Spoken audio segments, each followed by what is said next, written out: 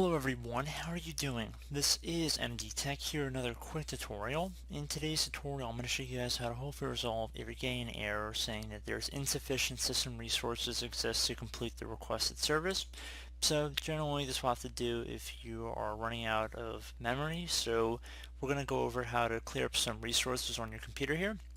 First thing I would actually suggest would be to go into your antivirus and temporarily turn off real-time protection or real-time scanning and see if you can then run the application without issue. I've noticed that sometimes if there is a memory leak in an application, sometimes that can really hinder your program's ability to run normally. So that might be something worth trying temporarily and see if that is able to get you up and running.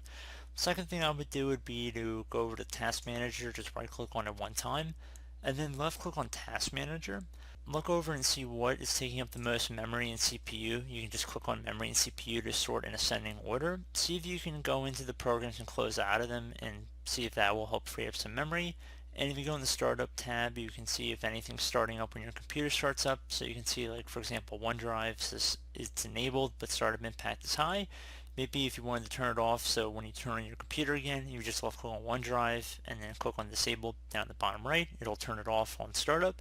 So that might be able to speed you up a little bit. So that's just another consideration to have.